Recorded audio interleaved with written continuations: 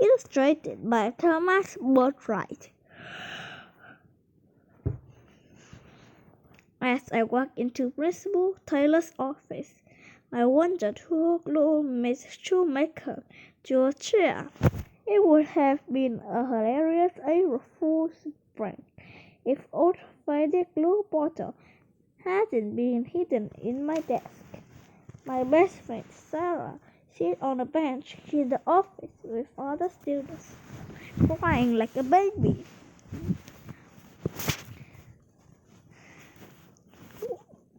I didn't write those things, she moaned, tears streaming down her face.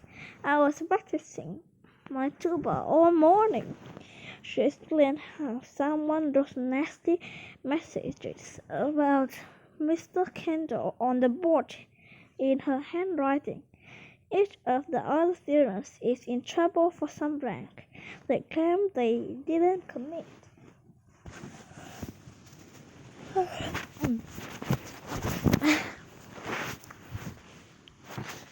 Someone covered the gym floor with vegetable oil and blocked the toilets in the bathroom with handfuls of dead leaves. Some also stuck old bologna under the cafeteria tables so the whole place stinks like a garbage dump.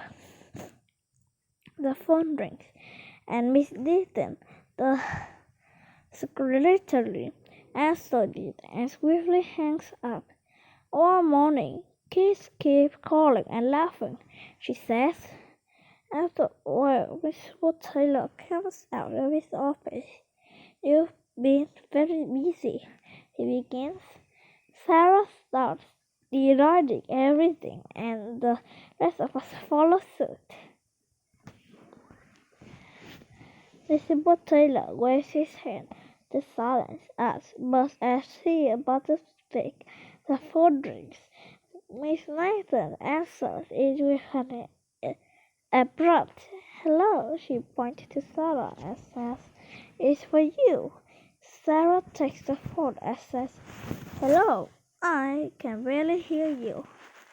"Jack, is that you?" When my little brother's name is mentioned, I go to the phone and Sarah cradles it between so I can listen.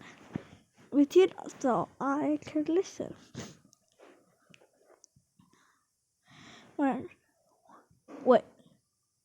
Yeah, basement. Fine. Or she. Is that the young boy's voice? I can't help it. Jack. Basement. Find the O-T. He repeats before the phone suddenly floods with laughing children, and there goes Dad.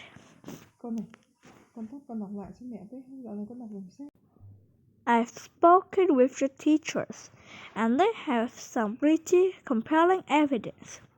Mr. Taylor continues, as punishment, you will stay after school until all the springs are cleaned up. We are grown, and few of us offer more protest of our innocence. I'll call all your parents to inform them. You'll be remaining late on school grounds today, and why? Now return to class. As Sarah and I shuffle down in the hallway, she groans. I'm in so much trouble. What was with that phone call? I asked. I've heard that creepy laughter before. I was trying to not think about it. Sarah whispered. It seems to follow us. The voice said we need to look around the basement. No way I'm going down there, Sarah hisses. The principal thinks we're in class, and our teachers think we're in the office. So now's the perfect time. Sarah whispered, but she follows me as we sneak into the basement doors. We have to be quiet in case the janitors are down there.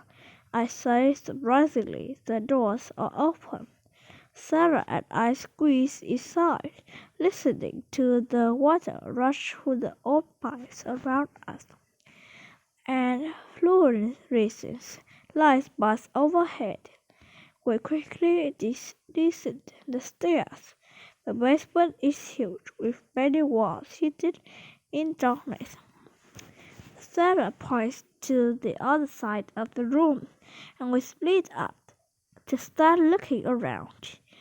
I walk slowly past shelves filled with old textbooks and sporting equipment, but find nothing. Looking over, I see Sarah stop, eyes widening as she covers her mouth to stifle or scream.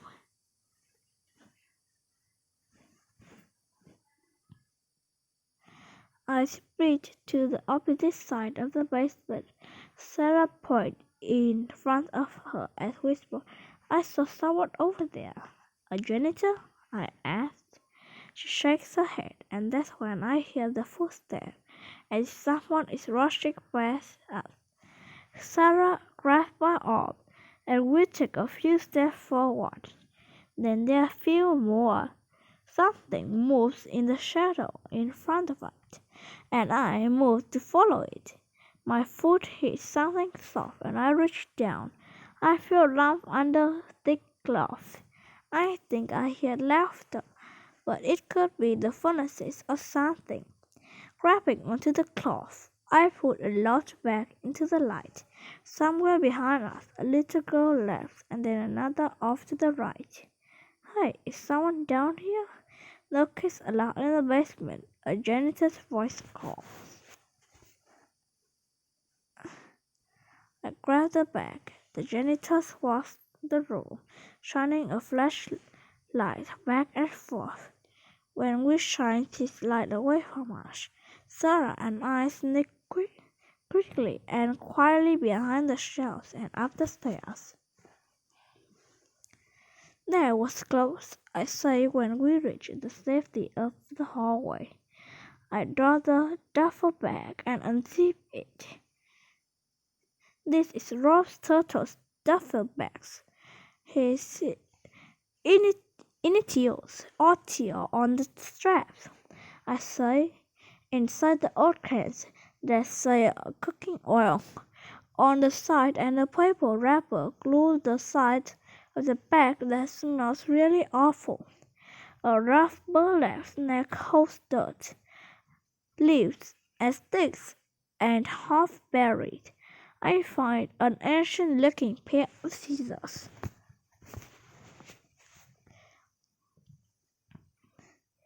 I've seen those scissors before," Sarah says, staring at them. I hand the scissors to Sarah.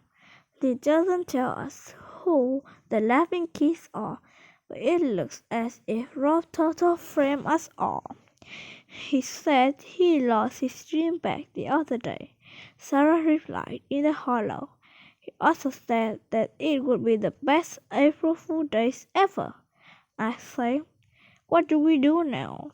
If we give the bag to Principal Taylor, I think we're trying to make Rob look bad." Sarah says, "Let's leave it in the cafeteria." I suggested. "Someone will turn it into the lost and found." We leave the bag at the stinky cafeteria and turn to class. After lunch, Rob Turtle is called to the office, and as the day progresses, more students are found with evidence of pranks. Someone put dirt in the coffee in teacher's lunch and made all the lights flicker in the east wing. At the end of the day, Mr. Taylor has corralled a surprisingly number of students into cleanup duty. Rob, Sarah, and I are assigned to the cafeteria. "How did you arrange all these pranks?" I asked Rob. "You must have been in school all night." I didn't, and I don't know where the stuff came from. I accidentally left my bag in the hollow a few days ago. He replies, I had some pretty amazing friends planned though. Sarah and I share a look. Neither of us believe him, but it's also true that he couldn't have done this alone. When we finish, we wait for our parents in the office. We hear Miss Nathan answer the phone. Those laughing kids again, she yelled. I'll be so happy when this day is over.